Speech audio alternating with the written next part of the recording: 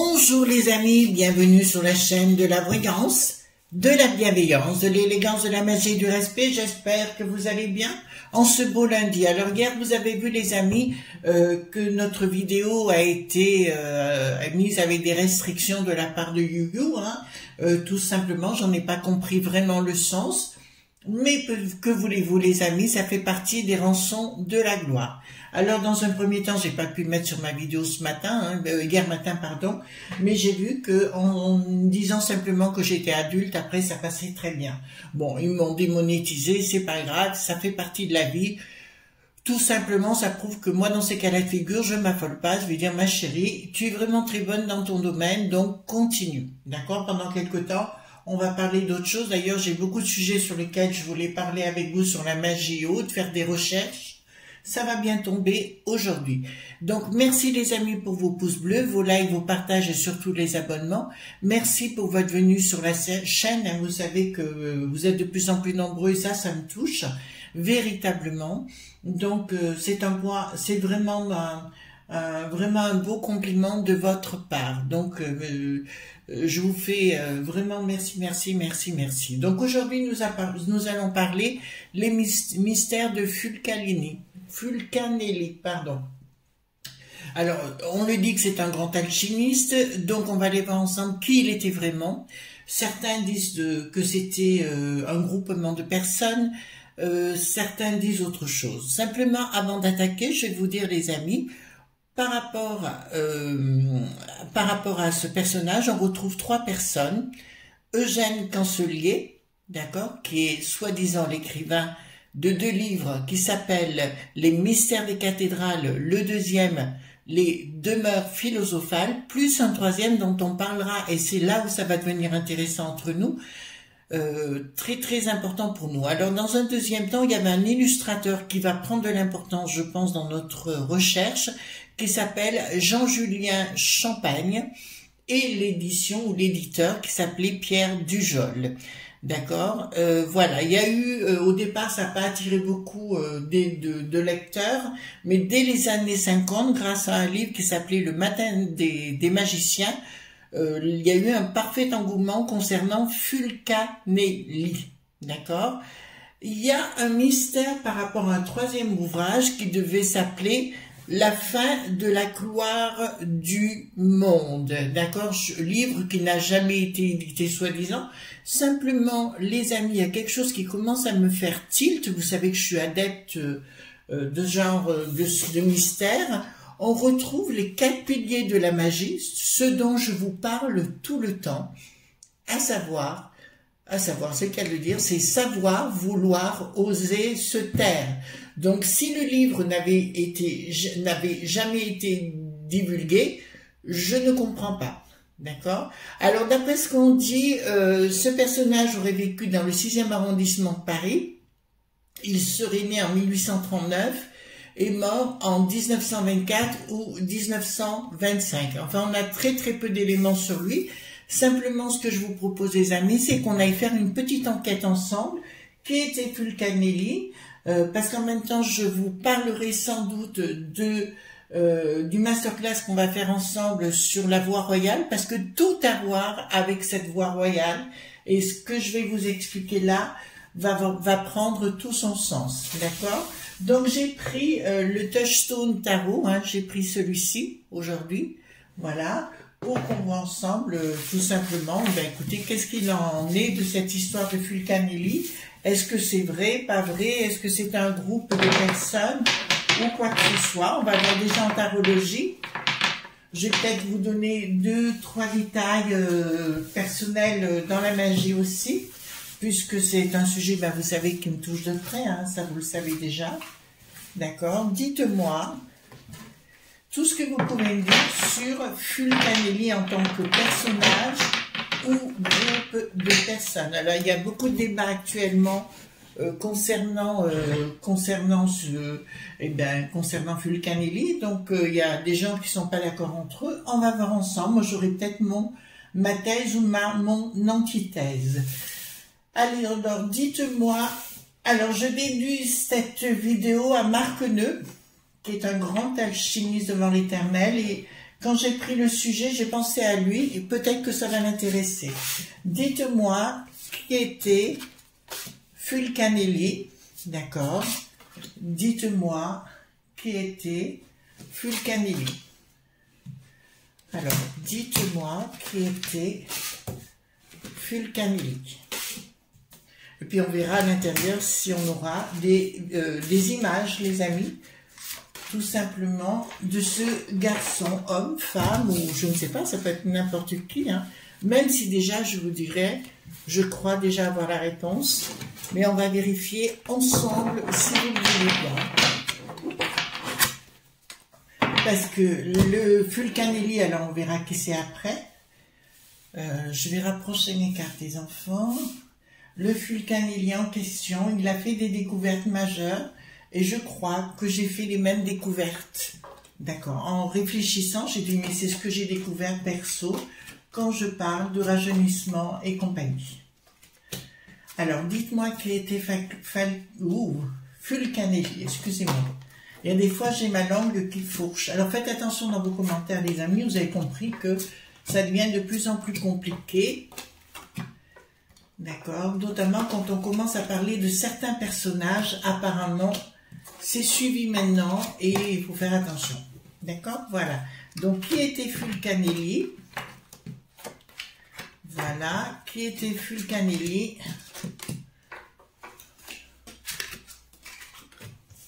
Alors, qui était Fulcanelli? Qui était Fulcanelli?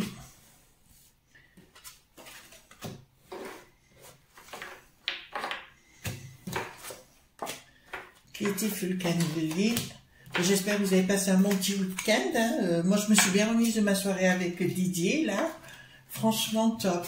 Franchement, il y a des gens voilà. Et puis, alors j'ai aussi, peut-être que notre petit ange va venir nous voir. Voilà. Ça serait génial. En France, ça serait bien. Alors, dites-moi qui était Fulcanelli. Donc, on va y aller. On va voir ensemble et on posera les questions ensemble, si vous voulez bien. Donc, c'était quelqu'un qui était dans le monde du savoir et du sacré. D'accord, les amis? C'était quelqu'un qui a vraiment existé pour le coup, mais qui était dans le savoir, dans le secret, qui avait découvert derrière des tas de choses. Et là, je vois des colonnes, d'accord, qui me disent Jacquin, Boaz, bon, c'est les colonnes du pouvoir. Ceux qui les connaissent se comprendront, et nous avons la mire au-dessus, donc il me dit clairement que notre troisième œil était très très élevé, très éveillé. D'accord? Donc il avait bien fait des découvertes. Nous avons, excusez-moi les amis, nous avons dessus, si vous voyez bien, il y a une chouette qui arrive au-dessus du personnage. Donc on me parle bien d'un homme. On me parle pas d'une femme, mais bien d'un homme. Il a fait des découvertes, effectivement. Alors, je vous parlerai pas de groupe d'hommes, je vous parlerai d'un seul homme. Il a fait d'entrée de jeu des découvertes qui ont révolutionné son existence. C'est marrant parce que j'ai eu la même chose il y a quelques années, qui ont révolutionné son existence. Alors moi, la révolution s'est passée il y a 10 ans, je vous dis au fur et à mesure, qui ont révolutionné son existence. Il a découvert le secret de la pierre philosophale. Ça, c'est une certitude, je vous l'annonce. Il a voulu, voilà. Il a fait attention parce qu'il ne voulait pas passer pour un fou à l'époque. Et parce qu'il savait qu'il était entouré de gens ennemis. Nous allons aussi parler des frères d'Héliopolis, hein, pour ceux que ça intéresse. Héliopolis est une cité antique en Égypte, dans le delta du Nil, hein, tout simplement. Et nous en parlerons parce qu'il y a eu les frères d'Héliopolis tout autour. Alors, est-ce que ce personnage a existé? Oui. Est-ce que c'était quelqu'un de sacré? Oui. Qu'il ait fait des découvertes? Oui. Quel est le sens du spirituel, etc., de la connaissance totale? Oui. Ça s'est passé en une fois. D'accord. En fait, si vous voulez, quand vous rentrez là-dedans, ce sera un petit peu le secret que je vous divulguerai lors de la masterclass. Ce n'est pas une explosion, c'est comme si l'explosion se passait à l'envers, voyez-vous. C'est comme si d'un seul coup, vous aviez été explosé, que vous redevenez recentré sur vous-même. Il avait bien découvert et il avait peur de s'exprimer. Donc apparemment, c'est quelqu'un qui a écrit les deux livres, notamment Le mystère des cathédrales et le deuxième, Les demeures philosophales. D'accord, mais c'est bien lui qui les a dictés. Voilà, c'est bien lui qui les a dictés. Je rappelle que ce monsieur était très proche à l'époque de la famille de Lesseps notamment, et puis des grands qui venaient le rencontrer. Donc, je peux vous annoncer... ah, d'accord. Ben oui, ça ressemble. Alors, normalement, je devrais tirer les cartes dans le sens normal, mais je peux comprendre là qu'elles sortent à l'envers, tout simplement parce qu'on me parle, il a le secret de l'or, ça je peux le comprendre. Les secrets n'étaient pas divulgués, ça je peux vous le dire, ils étaient cachés. La communication, il n'y en a pas. Tout ça parce qu'il avait peur des lobes point B à l'époque. Il avait peur des gens à l'époque. Ce monsieur me fait penser, alors je connais son nom, ça y est, je connais son nom. La seule chose que je peux vous dire me fait penser à Paul Husson qui est aux États-Unis, le grand mage. Et il me fait penser aussi actuellement, tant pis je le dis, hein, même mon Marc, je vais le dire, tu es en pleine transformation personnelle. Comme je le suis personnellement actuellement, où tu te poses la question, est-ce que je continue d'être en avant? Est-ce que j'en ai, enfin en avant au niveau des vidéos et tout ça?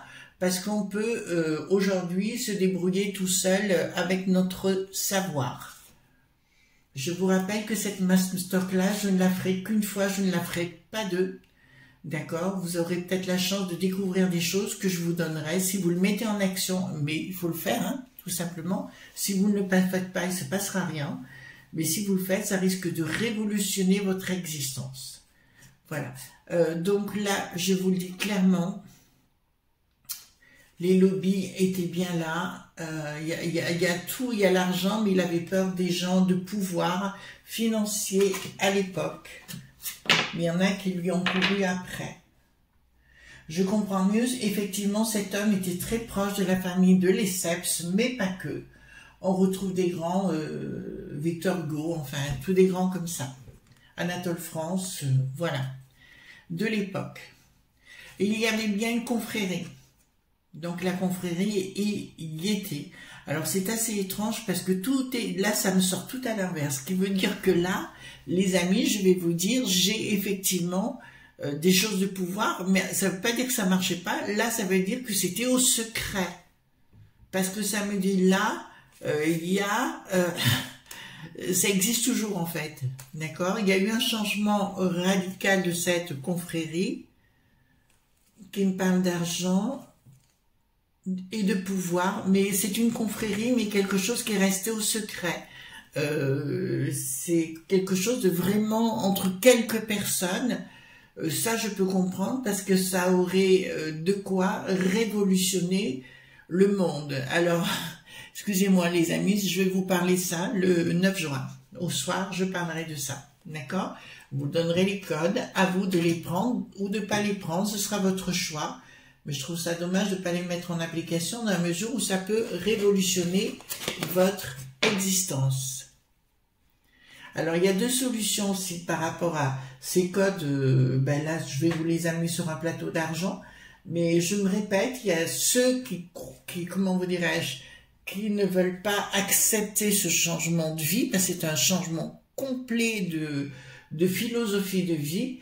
Et automatiquement, attention, c'est pas sectaire ni quoi que ce soit, c'est juste une révolution dans sa façon de vivre.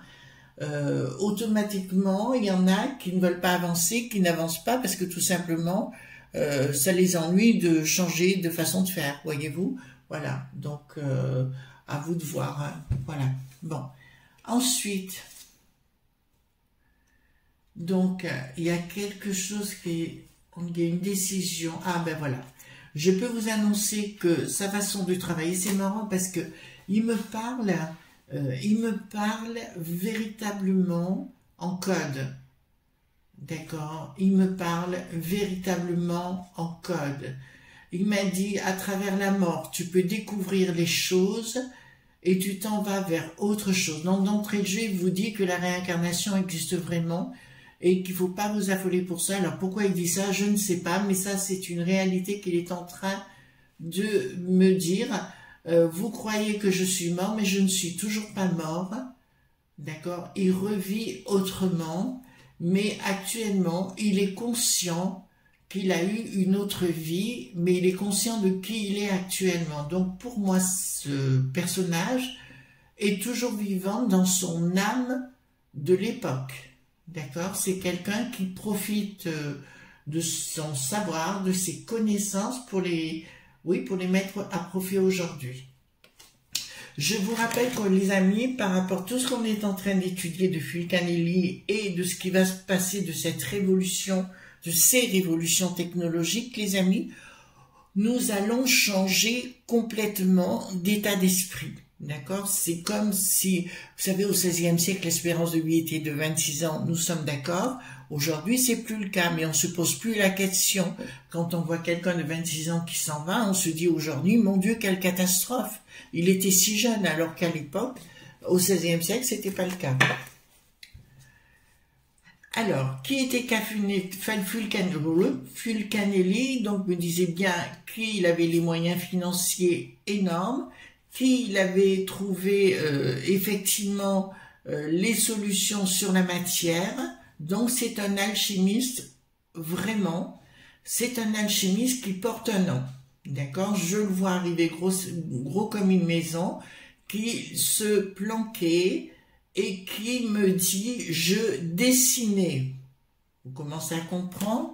Je vous rappelle qu'à la base, nous avons 3 personnages. Eugène Cancelier, l'écrivain, Jean-Julien Champagne, le dessinateur, et Pierre Dujol, la maison d'édition. D'accord?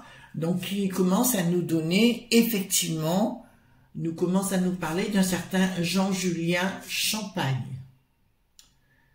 Alors, ici, le projet des rois, d'accord, des cercles de pouvoir, je dirais plus, c'était bien de structurer les choses. Donc, les cercles de pouvoir que j'ai eu la chance de côtoyer sur Paris et autres font bien partie de ces gens de la connaissance, mais ils ne mettent pas en pratique les secrets de Fulcanelli.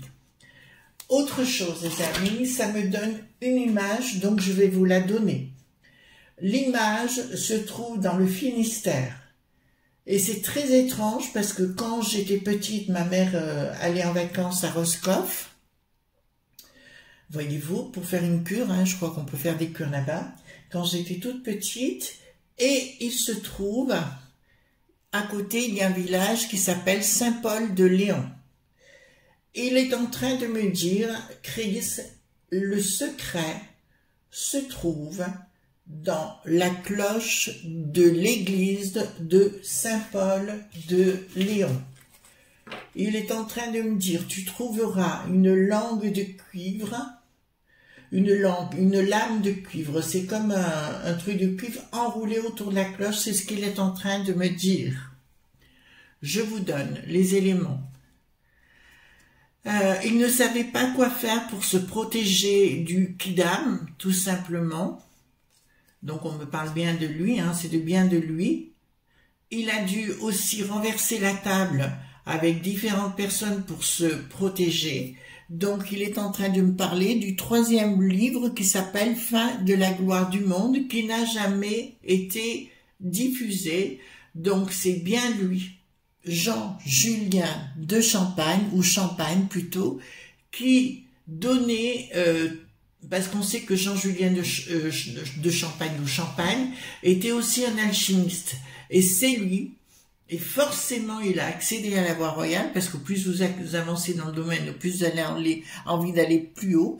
Et forcément, c'est lui qui confiait toutes ses notes à Eugène Cancelier. Donc, le nom, véritable nom de Fulcanelli n'est autre que Jean-Julien de Champagne. Les dates correspondent pas tout à fait avec celles qui sont annoncées, mais c'est à peu près, enfin c'est dans les quelques années qui suivent la naissance et la mort. il y a un projet, il y avait un projet. En fait, il ne voulait pas communiquer, il ne voulait pas que ça se sache, il ne voulait pas que son nom soit révélé à l'époque. Donc là, je l'affirme haut et clair, le Fulcanelli s'appelle Jean-Julien Champagne. D'accord? Et comme je vous ai toujours dit, les amis, le 3 gouverne. Je dis dans toute chose, il faut qu'il y ait 3 éléments pour commencer. Là, nous avons Eugène Cancelier, Jean-Julien Champagne et Pierre Dujol. D'accord? Le 3 gouverne. Dans toute situation, vous faites le 3 qui gouverne. Ensuite, nous avons... Il s'est pris la... Ah, d'accord. Il a beaucoup œuvré, travaillé, hein, c'est vitriol, visita interiora terrae rectificando ingenies occultum lapidem, c'est en latin, qui veut dire de visite à l'intérieur de toi-même pour rectifier la pierre cachée grossièrement, hein, si je le dis vite fait. Mais là, il a trouvé tous les secrets. Il a trouvé tous les secrets, il en était très heureux. Alors quand je sors l'écureuil, squirrel en anglais veut dire écureuil, hein, l'écureuil heureux, ça veut dire qu'il avait réussi, comme Nicolas Poussin, d'ailleurs on rejoint le peintre Nicolas Poussin qui avait aussi découvert, c'était où? C'est à l'Observatoire au Palais du Luxembourg, il avait découvert la voie royale aussi. D'accord? D'où l'intérêt de faire le masterclass. Donc là, me dit clairement qu'il avait tout découvert à ce propos, qu'il a eu des trahisons dans son entourage. Pourquoi il me parle de ça? Ah, il a fallu absolument qu'il se mette dans l'ombre de ses écrits. Alors là, c'est clair. Hein. Il a fallu qu'il se mette dans l'ombre de ses écrits. Il ne voulait pas se mettre en avant. À la fois, il voulait divulguer, diffuser et compagnie. Donc, d'où l'intérêt que Eugène Cancelier et écrit les fameux livres, mais c'est bien dans La fin de la gloire du monde, le 3e tome, qu'il a refusé, effectivement, de donner les 4 piliers de la magie, qui sont aujourd'hui savoir, vouloir, oser, se taire. Et j'arrive pas à comprendre comment ces 4 piliers sont sortis, puisque aujourd'hui, c'est les piliers de la magie. Je rappelle aussi, donc, Paul Husson est un grand mage des États-Unis qui est allé très très loin dans la magie. C'est pour ça que j'ai beaucoup de respect pour lui.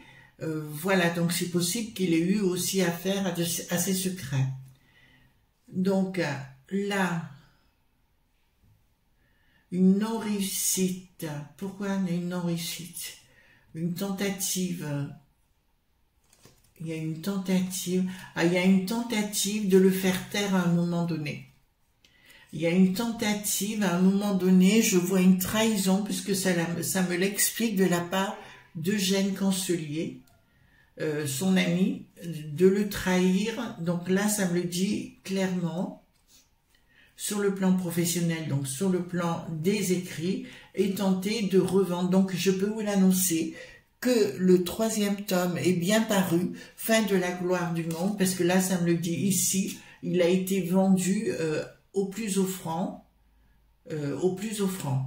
d'accord, donc d'où, ben voilà, d'où apparemment ils se sont après frités, ils ne se voyaient plus. Tous ont fait partie de la confrérie des frères d'Héliopolis, de Vaudeville. Ils étaient très peu nombreux, hein. Il n'y avait que quelques personnes, ça n'a rien à voir avec une secte, c'est une façon de travailler sur la voie royale, d'accord? Alors, donc là, ça me dit projet avorté. Ah d'accord. Il y a eu apparemment un problème, donc apparemment le Eugène Cancelier aurait donné l'ouvrage, mais il n'a jamais reçu l'argent. Bon, ben écoutez, après tout, pourquoi pas?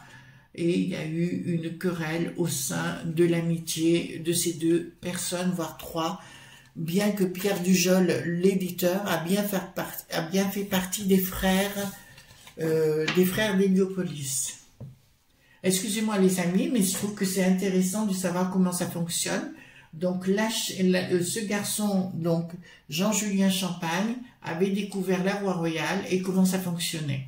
Moi, j'ai la chance de m'en servir aujourd'hui et je trouve ça d'un pratique énorme. Je me prends plus la tête du tout. Alors, les banquiers étaient très intéressés des découvertes. C'est pour ça qu'on retrouve la famille de Lesseps derrière, puisque Jean-Julien Champagne allait très souvent dans la famille de Lesseps. Donc, je peux vous annoncer qu'il s'agit bien de Jean-Julien de Champagne. Voilà, il était bien inséré au niveau de la famille, tout simplement.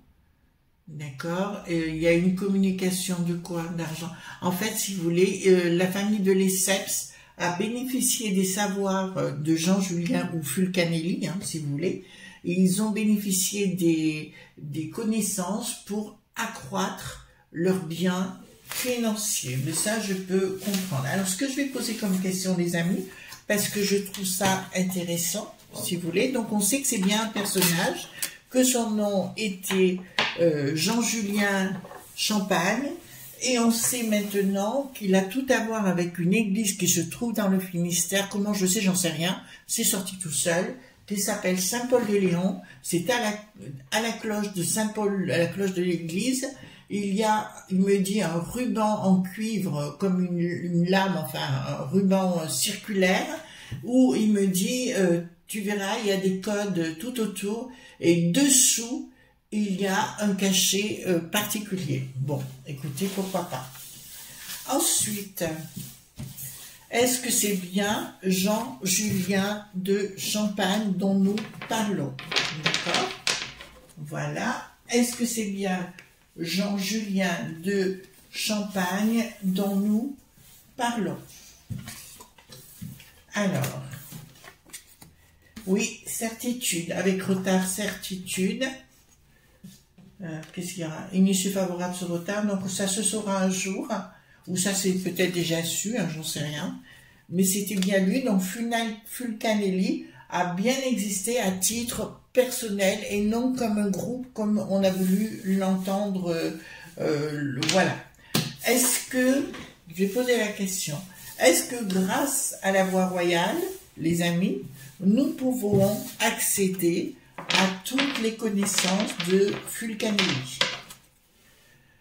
Est-ce qu'avec la voie royale, nous pouvons accéder?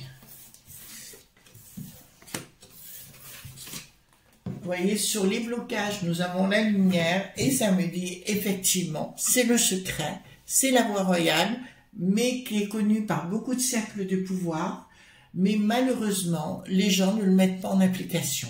D'accord? Tout ça pourquoi, les amis? Parce qu'il faut travailler. C'est une discipline au quotidien. Et une fois que vous avez acquis la discipline, qu'est-ce qui va se passer, les amis? Eh bien, vous serez bien. Vous n'aurez plus de problème du tout. Tout y coulera. Tout simplement. Les gens négatifs se révéleront à vous. Tout simplement. Voilà, les amis, de ce qu'on pouvait dire aujourd'hui. Je vous souhaite une excellente journée. On se retrouve demain pour d'autres aventures, en espérant que cette vidéo ne soit pas influencée sous d'autres auspices. Voilà. Gros bisous tendres. À demain. Bye bye.